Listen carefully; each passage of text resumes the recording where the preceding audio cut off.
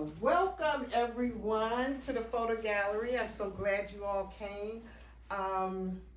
Just a little story about me and Charlotte. I met her at a book signing. We were both promoting our books, and I was introduced to her by Danielle, who works at the library as well. And we just connected. As soon as she said, "I'm from Arlington," I was like, "Arlington? I'm from Arlington too." So, when you're from Arlington, you think you know everybody, but I didn't know Charlotte.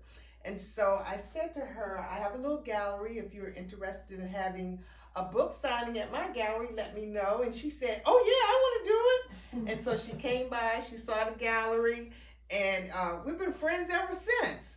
So, without further ado, here's Charlotte. She's going to do a little reading about her book, and I hope you enjoy yourselves. Thank you. Thank you all for coming. Please come in, make yourselves comfortable. So we can do this. We're all friends. We can do this pretty casually. What I think I'll do to start out, I'm going to read a little bit of the Factory Witches of Lowell, which came out in 2020, but sadly that's the most recent thing I have up here. And I'll talk a little bit about what inspired the book. I actually have a reading from an autobiography, not from me, but another person. And then we can, chat or do whatever you like, have some snacks. If people want me to sign books, I'm happy to sign books. And my pleasure. So, can we buy your books here? You can buy the books here. They're all $10, and I have a comic up here, which I didn't do the artwork. I wrote the comic though, and one of my lovely coworkers did the artwork, and that's there for free if you'd like it. All right.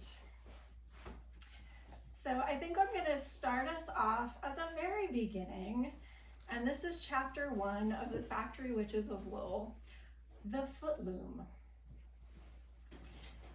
The 8th of April found the Merrimack River running sure and fast with thawing snows, which set the wheels of the cotton mills turning again after the freeze of last month. The agent, Mr. Boot, devoted his entire evening's correspondence to sharing this felicitous news. The Boston gentlemen whom he addressed had built the industrial city of Lowell, not with their hands, but more mystical qualities like ingenuity and entrepreneurship, and money, of course, most mystical of all. Textile production, the agent wrote, now proceeded at a pace to match last November's. With the minor adjustment to the mill girls' rent, the owners could expect returns of 22% again by mid-August. Mr. Boot signed the final letter with a confident flourish of his pen, extinguished the lamps in his study, and retired. As this God-fearing man greeted his bed, the young women of Mrs. Hanson's boarding house were leaving theirs. Groping along the banister or holding fast to the girl in front of them, they deserted the dormitories and climbed to the attic, where the taller among them had to stoop to avoid knocking skulls against the eaves. Creaks and cracks on the staircase and the susurration of whispers up and down would have surely roused the house's matron from her own bed, had she not been awake since supper. Indeed, Mrs. Hanson herself had progressed to the attic an hour before, where she took up a stool in the corner, while 2 of the mill girls, Judith Whittier and Hannah Pickering, made preparations. "Have you any siblings living?" asked Hannah, as she sliced a lock of coppery curls from her head and then dropped it into the collection that lay before Mrs. Hanson's ancient spinning wheel. "Yes, 4. 1 brother, 3 sisters," said Judith, the shorter and sturdier of the 2. The pile already contained a lock of her own brown hair, as well as blacks and blondes in every texture from pin straight and fine to tightly coiled curls. True. And you, your siblings? None living, dead, 5 dead in childhood. 1 brother lost at sea. Hannah's voice was as thin and reedy as she was, and weak from frequent coughing. True, she announced, after clearing her phlegmatic throat. Try something harder, Mrs. Hanson suggested. Something you've reason to lie about. Very well. Judith sniffed as she set the wheel spinning with her palm. She would have preferred to leave the matron out of it entirely, but Hannah said that they must have Mrs. Hanson's permission if they meant to use her wheel and loom, and she was sure to scent out any mischief in the house. Fortunately, this seemed to be the sort of mischief Mrs. Hanson liked. Why did you leave Dover? Hannah asked. Half the girls there promised never to strike again, Judith replied. I wouldn't take that pledge, and no corporation for miles would hire me. This history came as no surprise to the matron. Judith resembled an animal bred to fight, like a mastiff or a bulldog, and her character so far only matched her countenance. True. My turn. Are you a witch, Hannah Pickering? From the way her narrow shoulders stiffened, Judith knew Hannah disliked the question, which Judith regretted, but which also made it useful for their purpose. I have always had an unusual gift, Hannah answered. But I haven't made a spell before today. Judith nodded even before Hannah pronounced her words truthful. I have one, said Mrs. Hanson. Judith Whittier, who are you in love with? Judith scowled and shook the loose hair that hung down her back. Who says I'm in love with anyone? She's only bound to tell me the truth, Mrs. H. To you, she can lie as much as she likes. Then you ask her, replied the matron. But the attic was filling with more girls. From the dormitory where Judith and Hannah slept also came Lucy, who was flaxen-haired and sunny, whether it was midnight or not, singing Barbara Allen. Beside her, Lydia bore herself stiffly, with great dignity, her rosebud lips pursed. Because Lucy worked as a drawing-in girl in the factories, stringing the looms, and Lydia had a deft hand, Judith set them to threading the harnesses of the footloom in the center of the attic. Meanwhile, Georgie Hempstead took over spinning from Hannah, and Abigail North, the tiniest of the boarders in Mrs. Hanson's house, wound bobbins. As their labors continued and more girls joined in, Judith thanked Mrs. Hanson for the loan of her stool, set it up before the loom, and climbed up top. My sisters, she addressed them, to make our stand against the greed of our employers is of course noble and just. Her voice carried through the attic as well as any preacher's. But as you know now, I was in Dover before Lowell, where the mill owners were not even as enlightened as here. We struck, we lost. The attic grew quiet. The only sound was the scraping of chalk against the floorboards as Hannah drew a circle around the loom. Crowded though it was, any girl not engaged in some task drew her feet beyond this ring, as surely as if it were marked by a picket of bristling bayonets. We were crushed, said Judith, for lack of resolution more than lack of numbers. A strike is nothing if a worker may pledge herself to it today and return to the factory tomorrow. So we gather here tonight to unite and entwine our fate. Around her, she could count 31 weavers and spinners, elbow to elbow below the eaves. Emily and Sarah have already left. I'm here, protested Sarah Payne from among the press of operatives. So am I, called Sarah Hemingway. Sarah Adams and Emily have already left. Only till we're back at work, said Lucy, from Judith's right. Some of us, Lydia sniffed, have families to think of. She touched the shorn patch of her scalp with her own head regretfully. Yes, thought Judith, impatient. Lydia had beautiful hair. Under other circumstances, it would have been a crime to damage it, but her chalk circle complete, Hannah pressed close behind Judith, and Judith steadied herself atop the stool by reaching for the taller girl's shoulder.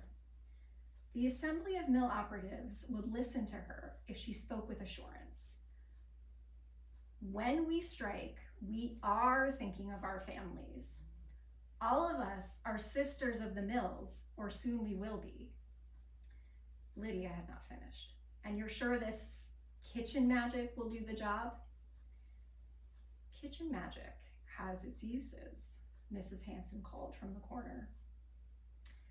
Others spoke up in agreement. Everyone knew a country wife who twisted charms for a child's health or a sweetheart's loyalty, and not a few had actually swallowed Mrs. Hanson's tonics. Judith looked at Hannah, wondering if she would add her voice. Only someone with the sight could say if the charm truly made the difference. These aren't the dark ages, Lucy coaxed Lydia. There's no witch finder general to come after us. But Mr. Boot is sure to. Hannah, Judith urged softly, hoping her word might put an end to the debate. Instead, Hannah had a coughing fit. Judith passed her a handkerchief, and when she had done and wiped her mouth clean, she turned toward Lydia. It will work, she said. Though her voice was strained, her pale face had an authority that surpassed schoolmasters, overseers, and most clergymen. I have seen it. Oh, you claim to know the future now. No, but I know your soul. In spite of herself, Lydia gave a little shudder. Judith climbed down from the stool, offering it to Hannah, but the ginger-haired girl remained on the floor as she spoke to the ring of operatives surrounding the loom. I've been in Lowell as long as anyone, and I know all of you. When we make our pledge tonight, we weave ourselves together as surely as our wages and our board. Once we act, we can't turn our backs on one another. This time, as all the girls in the attic grew quiet, the shudder went through Judith as well.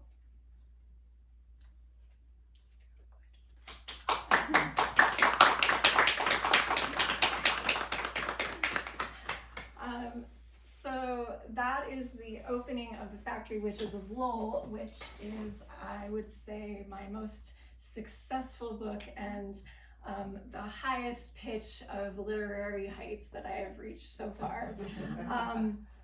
I started writing this book as a backstory to a novel that I began when I was 16 years old.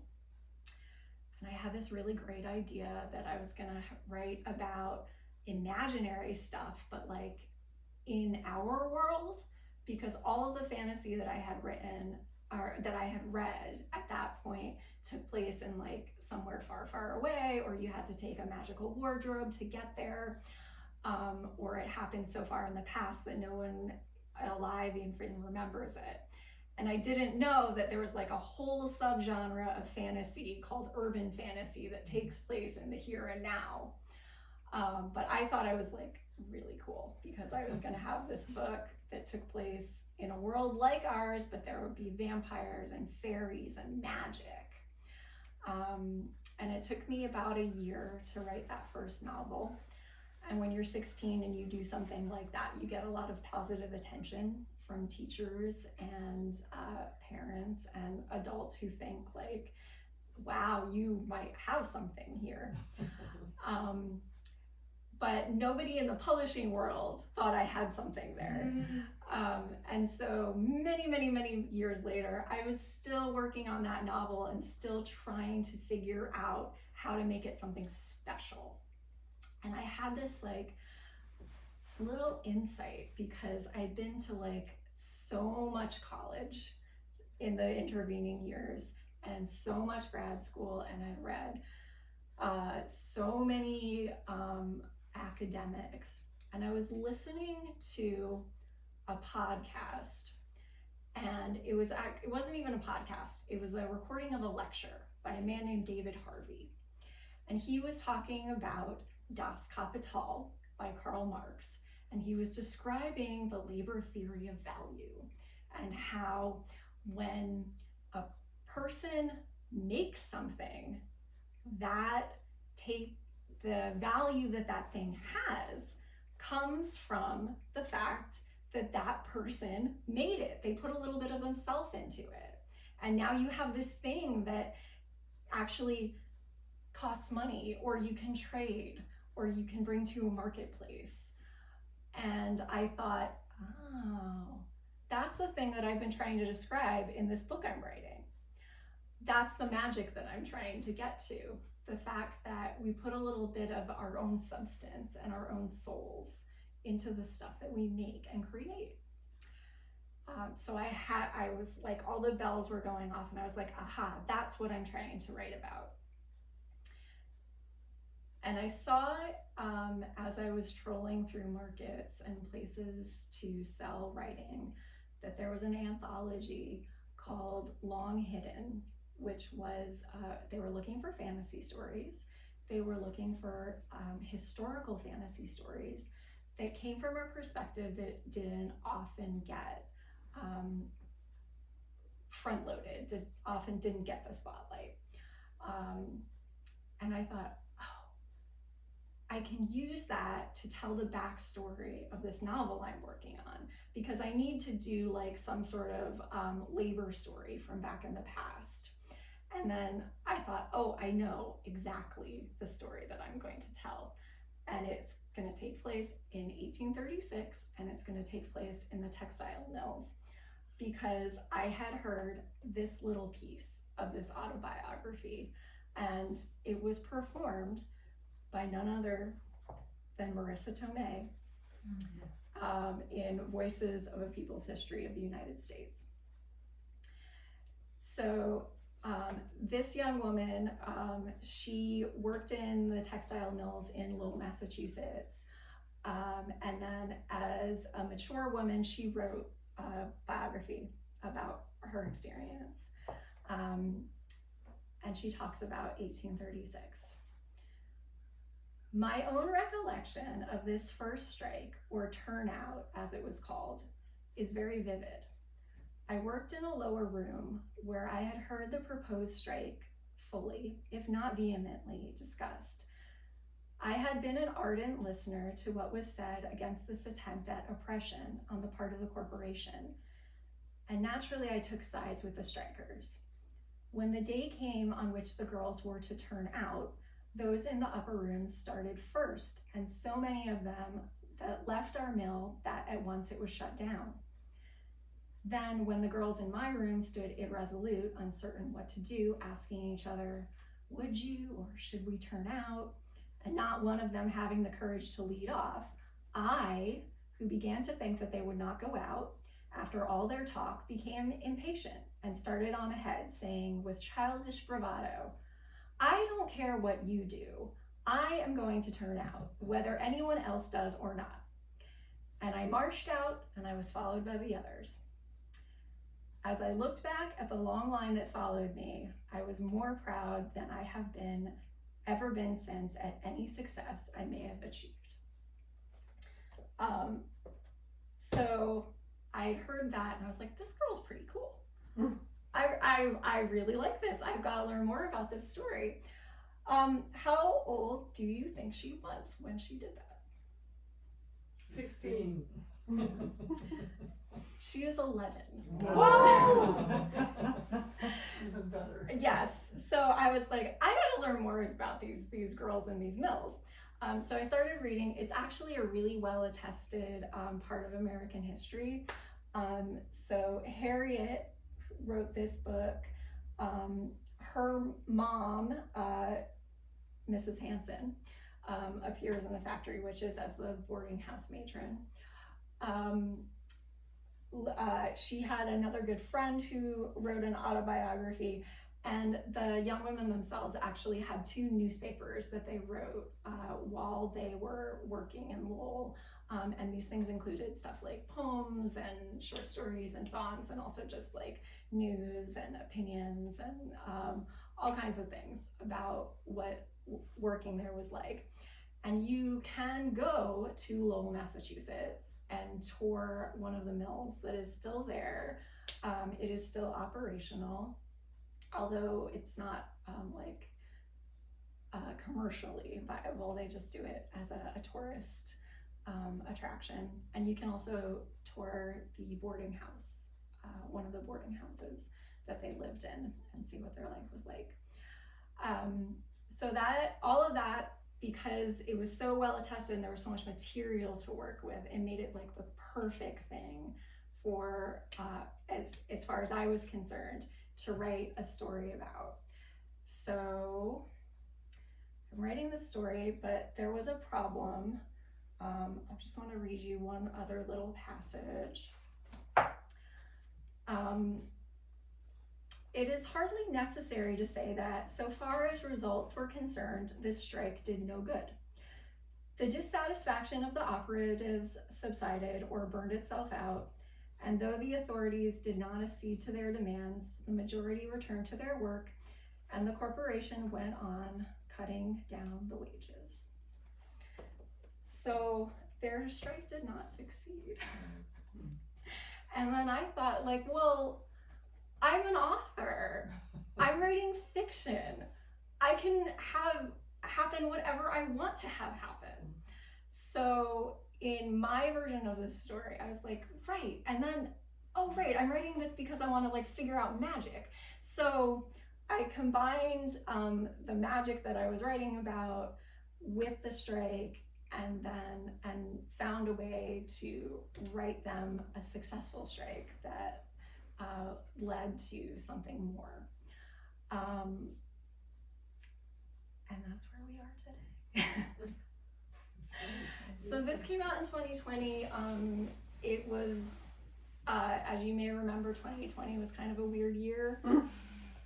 I didn't get to do a whole lot of like actually promoting it out there in the world, but I did get to do some virtual stuff that was a lot of fun. But it's like, that's part of why it's such a pleasure to be here today and actually get to read it, parts of it, and share it with all of you. I've talked enough. Let's chat. Let's get some refreshments. There's some water. There's some tea, and and if you'd like to buy a book, you may buy it. Thank you. All right.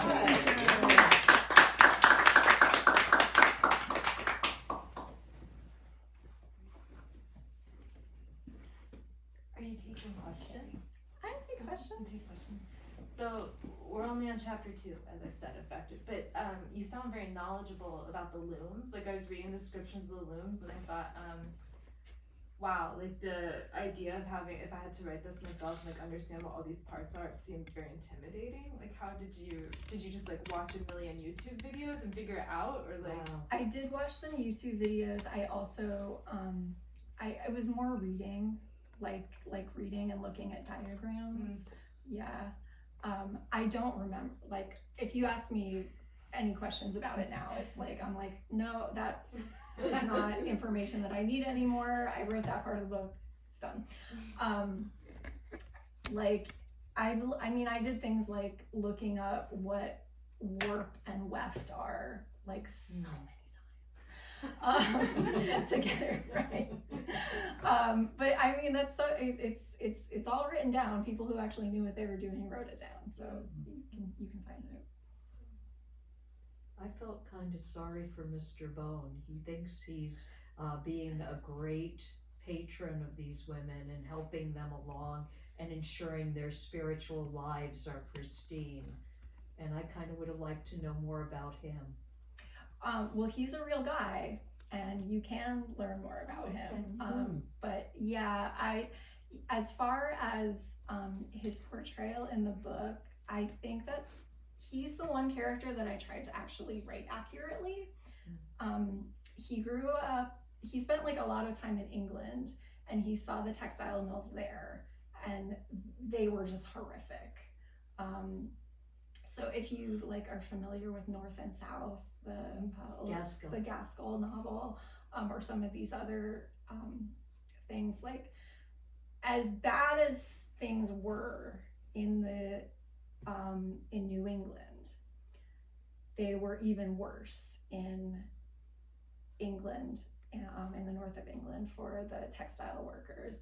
And yeah, so Boot and the Lowell family, who the town is named after, all of these folks really thought, like, we're doing something great here for these young women in providing these factories that are clean, and we're gonna give them boarding houses to live in that we own. Expose them to art. They're gonna get to go to work, but then after work there are lectures and musical concerts and other things going on in the town. So I mean, this is actually quite nice for them. Like, there's no reason anyone working in Lowell should be unhappy with their lot in life. And yet there was like labor organizing going on in these factories almost from the jump. And the workers getting together and saying, like, we actually want more.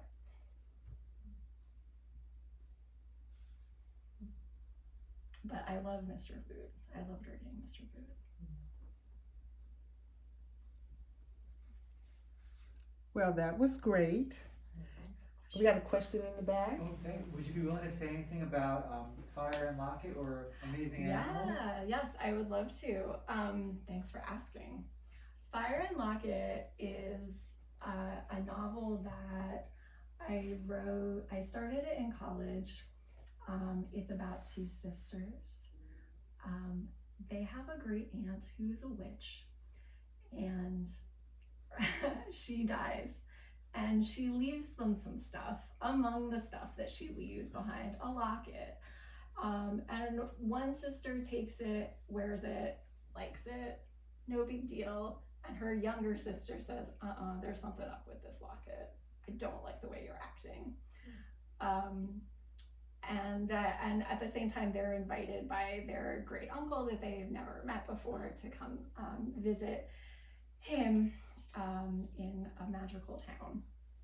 So things happen from there. It's a lot of it, I think, is about their relationship between sisters. I don't have any sisters, but I have brothers and siblings, and I'm a middle child. And I think there might be some working stuff out going on in this book.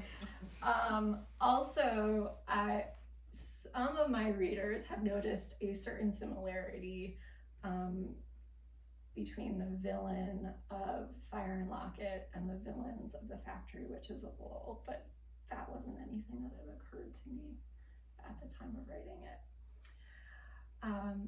And then I mentioned that I got to do a lot of virtual outreach and promotion when Factory Witches came out.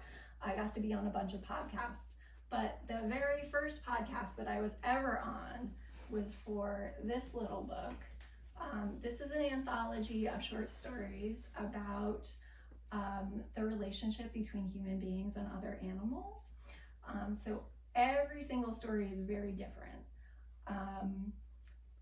Mine is about a family who decides that they would like to raise their own meat and the relationship that they have with the meat. So I was on a podcast talking about that. A couple of years later, the publisher wanted to do a second anthology. I had another story that I submitted. This one is about chicken farmers. And just like my general milieu, like, it's not just about chickens, it's about These had to be magical chickens that were genetically crossed with a phoenix. So it's about what happens when on the farm when these chickens become magical. What are your favorite books to read that other people have written? Like, what are like your influences? Like, It's a lot harder to say who my influences are, because it's kind of like whatever I'm reading at the moment. So like right now I'm kind of obsessed with Helen Oyeyemi. She's a British Nigerian writer who does a lot of like fairy tales, but then she puts them in like a different context. So she has one that's based on like Snow White. She has one that I just finished called White is for Witching. That's about it's got several different narrators. One of them being the house that the family is living in, and spooky things are happening. There's a lot of spooky things happening. But being a Black woman writing, there's a lot of significance to the fact that she's flipping the idea of like white as something pure and good and lovely on its head, and she's making like everything that's associated with white in that book is scary and dangerous, and she does it in this really cool way. So I like her a lot. I have to shout out P. Jelly Clark, who wrote The Haunting of Tramcar 13. He's got another one coming out. Ring Shout is his too.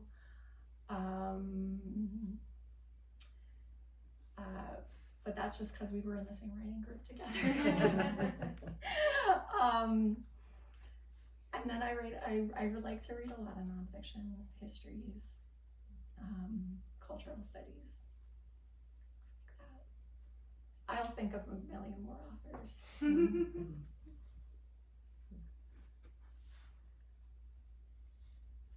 right. Okay. Anything else? Any more questions? Well, we thank you for that first reading, and we look forward to great success. Thank you. All right.